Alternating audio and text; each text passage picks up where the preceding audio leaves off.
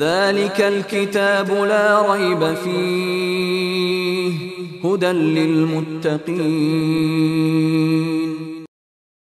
السلام عليكم ورحمة الله وبركاته. الحمد لله والصلاة والسلام على رسول الله وعلى آله وأصحابه ومن والاه. প্রিয় দর্শক, তাফসিরুল কোরআনের আজকের পর্বে আপনাদের সবাইকে স্বাগত জানাচ্ছি। আমরা আজকে সূরা আল ইমরানের 7 নম্বর আয়াতের তাফসির আপনাদের সামনে পেশ করব ইনশাআল্লাহ। আউযু বিল্লাহি মিনাশ শাইতানির রাজীম। হুয়াল্লাযী আনজালা আলাইকাল কিতাবা মিনহু আয়াতুম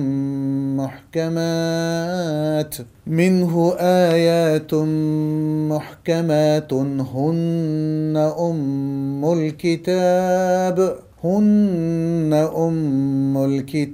وأخر متشابهات فأما الذين في قلوبهم زيغ فيتبعون ما تشابه منه ابتغاء الفتنة وابتغاء تأويله وما يعلم تأويله إلا الله والراسخون في العلم يقولون آمنا به كل من عند ربنا وما يذكر إلا أولو الألباب। সূরাতু আল ইমরানের 7 নম্বর আয়াত আমরা তেলাওয়াত করলাম। প্রথমেই এর কিছু শব্দমালার তর্জমা আমরা পেশ করব।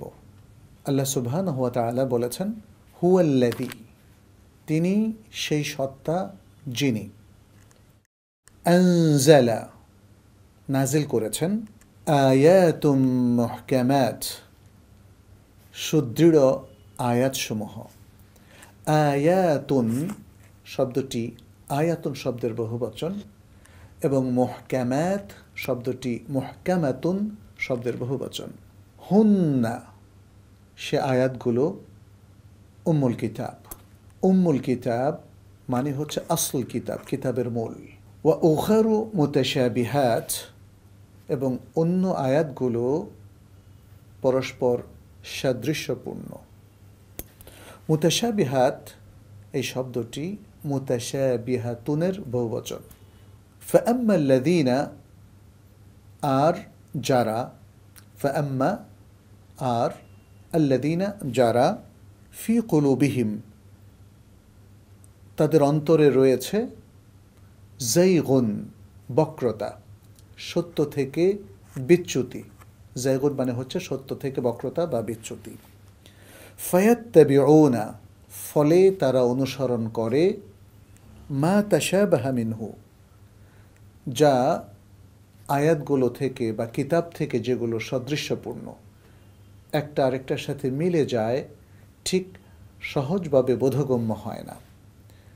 তারা, তাদের অন্তরে বক্রতা থাকার কারণে তারা অনুসরণ করে কিতাব থেকে যেগুলো পরস্পর সাদৃশ্যপূর্ণ। ইবতিগা আল ফিতনা, ইবতিগা মানে ইচ্ছায়, অনুসন্ধানে। আল ফিতনা মানে হচ্ছে এখানে কুফর অথবা শিরক কিংবা যে কোনো অকল্যাণ, অমঙ্গল কিংবা খারাপ কিছু সৃষ্টির উদ্দেশ্যে। ওয়াবতিগা তাউইলিহ, এবং তাউইল মানে হচ্ছে এর অপব্যাখ্যা। তাউইলের শব্দের এখানে অর্থ হলো অপব্যাখ্যা, এবং কিতাবের অপব্যাখ্যা করার উদ্দেশ্যে।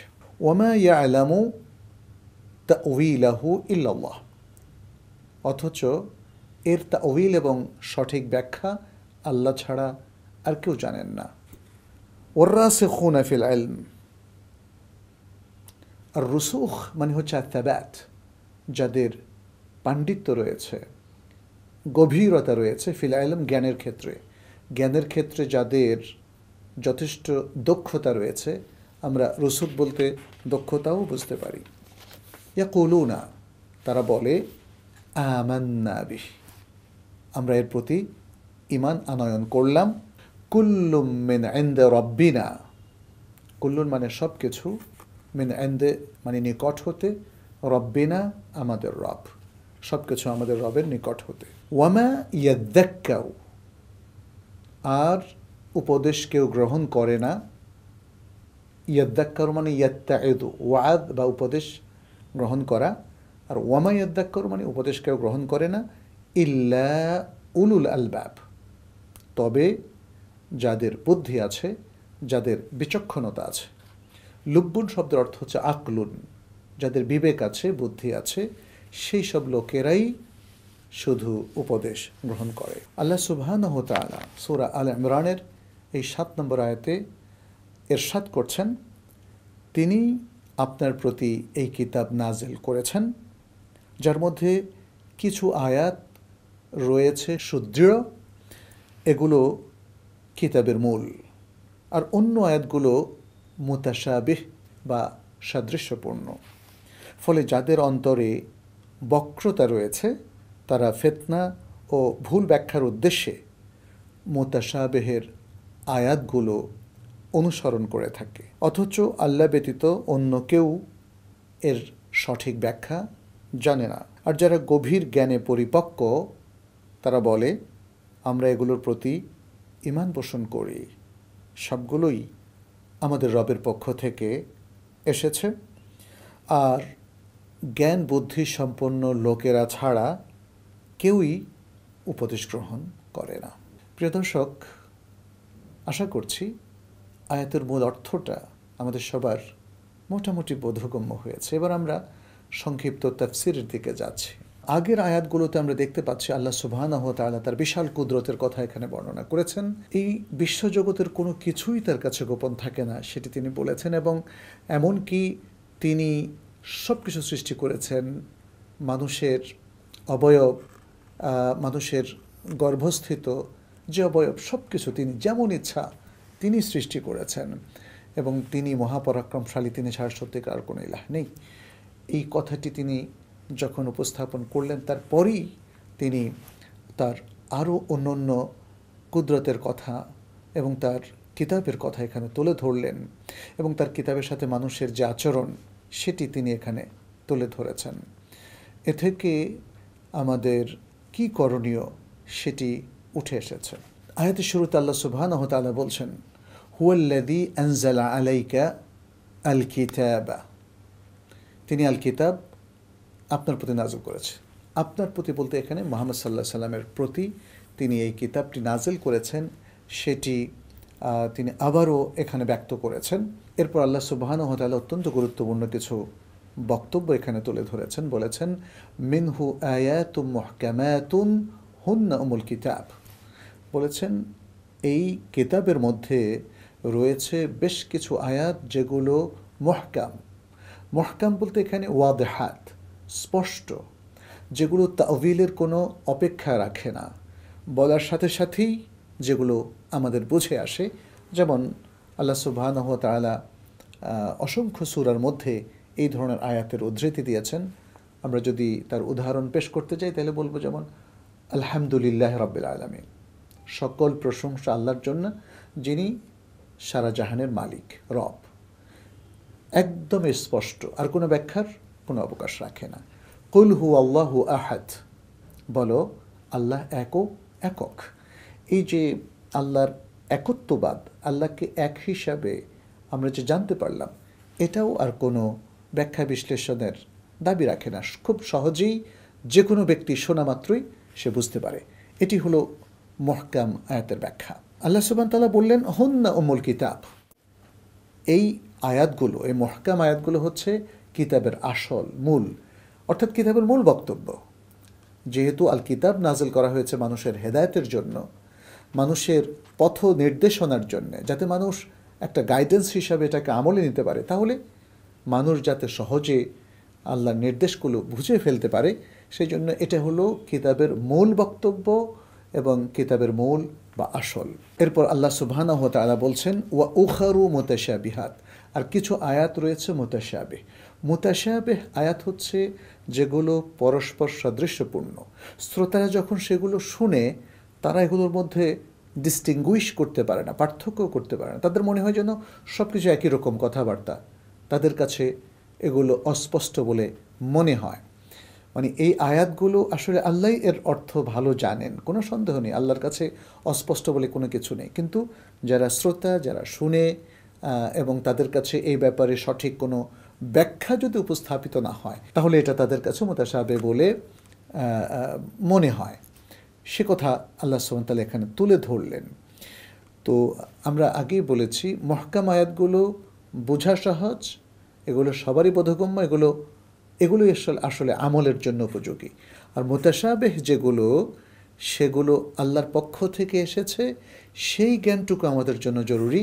সেগুলোর নিজের মন মতো প্রবৃত্তি অনুযায়ী অর্থ করাটা এটা শরীয়তে অনুমোদিত নয়। সেজন্য আল্লাহ সুবহানাহু ওয়া তাআলা পরবর্তীতে বলেছেন, ফাআম্মাল্লাযীনা ফী কুলূবিহিম যায়গুন ফায়াত্তাবিউনা মা তাশাবাহা মিন, যাদের অন্তরে সত্য থেকে বিচ্যুতি রয়েছে। যায়গুন মানে হচ্ছে বক্রতা, বিচ্যুতি, পথচ্যুতি ইত্যাদি।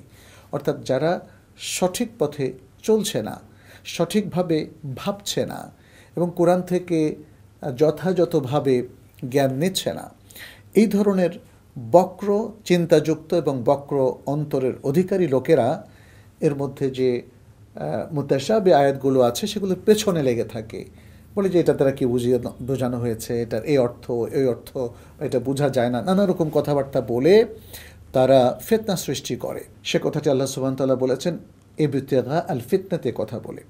তাহলে তাদের দুটো উদ্দেশ্য, একটা হলো ইবতিগা আল ফিতনা, ফিতনা সৃষ্টি করা, আরেকটা হলো ওয়াবতিগা তাউইলিহি, কিতাবকে তাউইল করা, অপব্যাখ্যা করা। সাধারণত খারাপ লোকেরা তাউইল যখন করে তখন তারা অপব্যাখ্যাই করে। এই জন্য তাদের ক্ষেত্রে তাউইলের অর্থ হচ্ছে অপব্যাখ্যা করা। তারা ফিতনা কীভাবে ছড়ায়? তারা এটাকে অপব্যাখ্যা করে ভুলভাবে চিত্রিত করে কোরআনের মুতাশাবিহ আয়াতগুলোকে। তারা কখনো সেগুলোকে মূল অর্থ থেকে দূরে সরিয়ে নিয়ে তারা কুফরি করে, আল্লাহর কোরআনের কুফরি করে, অথবা কখনো শিরিক করে ফেলে। ফিতনা শব্দের মূল অর্থ হচ্ছে ট্রায়াল, ইখতিবার, ইমতিহান। তো আল্লাহ সুবহানাহু ওয়া তাআলা আসলে তাদেরকে এই আয়াতগুলো দিয়ে একটা ট্রায়াল করছেন, পরীক্ষা করছেন যে তারা কি আসলে আয়াতগুলো মানে নাকি মানে না। তো তাদের উদ্দেশ্য তাহলে ফিতনা সৃষ্টি করা। ফিতনা মানে অনেক সময় আমরা জানি শিরক, কুফরি বা ভুল বিভ্রান্তি ছড়ানোর মাধ্যমে বিশৃঙ্খলা তৈরি করা। আর দ্বিতীয় উদ্দেশ্য হলো তাউইল করা, অর্থাৎ এটার অপব্যাখ্যা করা। এখানে পরের অংশে আল্লাহ সুবহানাহু ওয়া তাআলা বলছেন যে আল্লাহ ছাড়া এর তাউইল অথবা এর সঠিক ব্যাখ্যা আসলে আর কেউ জানে না। ওমা ইয়ালামু তাউইলাহু ইল্লাল্লাহ, আল্লাহ ছাড়া এর সঠিক ব্যাখ্যা আর কেউ জানে না। এখানে দুটো কেরাত রয়েছে, একটা হলো ওমা ইয়ালামু তাউইলাহু ইল্লাল্লাহ, এখানে এসে থেমে যাওয়া, তাহলে আল্লাহ ছাড়া এর সঠিক ব্যাখ্যা আর কেউ জানে না, এটাই এই অংশ থেকে উদ্দেশ্য। আর কেউ কেউ বলেছেন যে না, এখানে ওয়াকফ হবে না, বরং ওমা ইয়ালামু তাউইলাহু ইল্লাল্লাহ ওয়ার রাসিখুনা ফিল ইলম, আল্লাহ ছাড়া এবং যারা গভীর জ্ঞানের অধিকারী, জ্ঞানে যারা পরিপক্ক, তারাও এর অর্থ জানে। তারা কীভাবে এর অর্থ জানে? যেহেতু তারা প্রচুর অধ্যয়ন করেছে, আল্লাহ তাদেরকে জানিয়েছেন, ফলে সেখান থেকে, সেই উদ্ধৃতি থেকে তারা জানে। নবী সাল্লাল্লাহু আলাইহি সাল্লাম তারা ওহির মাধ্যমে জ্ঞানে পরিপক্কতা পেয়ে থাকেন, আর নবী সাল্লাল্লাহু আলাইহি সাল্লামের পরে জ্ঞানে পরিপক্কতা পেয়ে থাকে কোরআন এবং সুন্নাহর গভীর জ্ঞান অর্জনের মধ্য দিয়ে। তো এখানে অধিকাংশ উলামায়ে কেরাম অবশ্য ওয়াকফের কথা বলেছেন। তাহলে এই যে মুতাশাবিহ আয়াতের যে মূল অর্থ, সেটা আল্লাহ ছাড়া কেউ জানে না, এটি তারা গ্রহণ করেছেন। এরপর তারা বলছেন ওয়ার রাসিখুনা ফিল ইলমে, এই বক্তব্যটা পরের অংশের সাথে আমাদেরকে মিলিয়ে ব্যাখ্যা করতে হবে। কীরকম? সেটা হচ্ছে আর জ্ঞানে যারা পরিপক্ক, ইয়াকুলুনা, তারা বলেন কি আমান্না বিহি, আমরা এই কিতাবের প্রতি ঈমান পোষণ করি, ঈমান এনেছি এবং ঈমান পোষণ করি, কুল্লুম মিন ইনদি রাব্বিনা, তারা এটাও বলেন যে এর সব কিছুই আমাদের রবের পক্ষ থেকে। এরপর আল্লাহ সুবহানাহু ওয়া তাআলা তিনি বলেন ওমা ইয়াযাক্কারু ইল্লা উলুল আলবাব, ওমা ইয়াযাক্কারু আই ওমা ইয়াত্তাইযু, কেউই উপদেশ গ্রহণ করে না তবে যারা বিবেকবান, যাদের বুদ্ধি আছে, আকল আছে, সেই সব লোকেরাই উপদেশ গ্রহণ করে, যেহেতু তারা আকল দিয়ে বুঝতে পারে যে এর মধ্যে জ্ঞান আছে, এর মধ্যে বোঝার মতো, নেয়ার মতো অনেক বুদ্ধিবৃত্তিক জিনিস আছে। ফলে তারা তাদের সে বুদ্ধি দিয়ে সেই জ্ঞানকে উপলব্ধি করে। প্রিয় দর্শক, আমরা দেখতে পাচ্ছি এই আয়াতের মধ্যে আল্লাহ সুবহানাহু ওয়া তাআলা বক্র চিন্তা এবং বক্র হৃদয়ের অধিকারী কিছু লোকদের কথা বলেছেন। এখানে আমি দু একটি হাদিসের উদ্ধৃতি দিতে চাই। বুখারী মুসলিমের একটি হাদিসে আয়েশা রাদিয়াল্লাহু তাআলা আনহা থেকে বর্ণনা করা হয়েছে। তিনি বললেন যে রাসূল সাল্লাল্লাহু আলাইহি ওয়াসাল্লাম এই আয়াতটা তিনি তেলাওয়াত করলেন এবং তেলাওয়াতের পরে বললেন, তুমি যখন দেখবে যে একদল মানুষ এই মুতাশাবিহ আয়াতগুলোর পেছনে লেগে আছে, তখন তুমি উপলব্ধি করবে এরা হলো সেই সব লোক যাদের কথা আল্লাহ তাআলা এই আয়াতে উল্লেখ করলেন, অতএব তাদের ব্যাপারে সাবধান থাকবে। এটাই হাদিসের বক্তব্য। আমরা আরেকটা হাদিসের মধ্যে পাই, আব্দুল্লাহ ইবনে আমর রাদিয়াল্লাহু তাআলা আনহু থেকে বর্ণিত। তিনি বলেন, রাসূল সাল্লাল্লাহু আলাইহি ওয়াসাল্লাম বলেছেন, ইন্না কুলুবা বানি আদম কুল্লাহা বাইনা ইসবাঈন মিন আসাবির রহমান কা কলবিন ওয়াহিদ।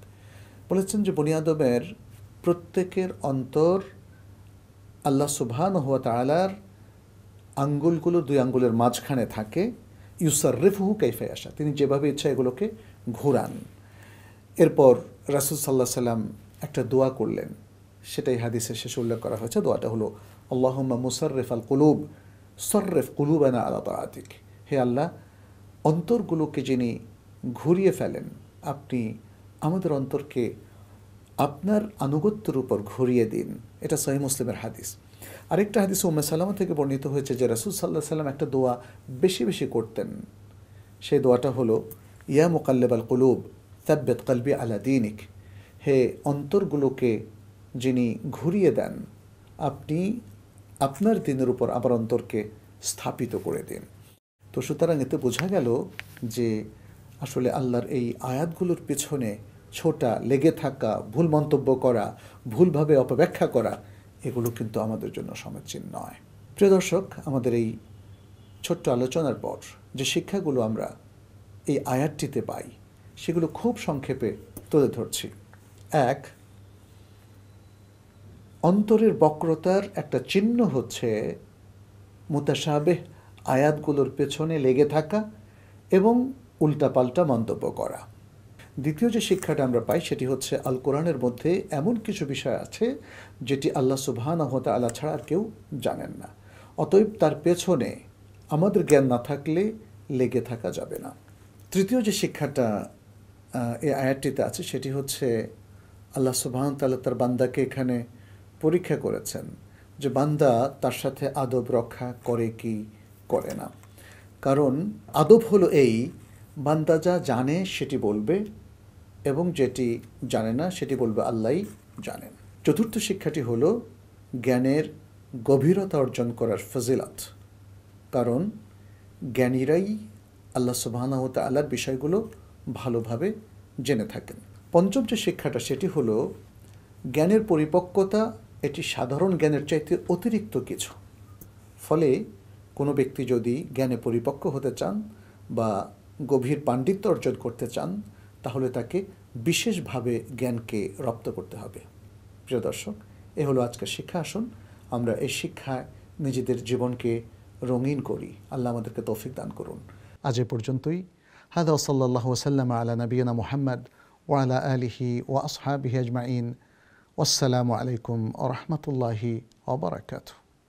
ذلك الكتاب لا ريب فيه هدى للمتقين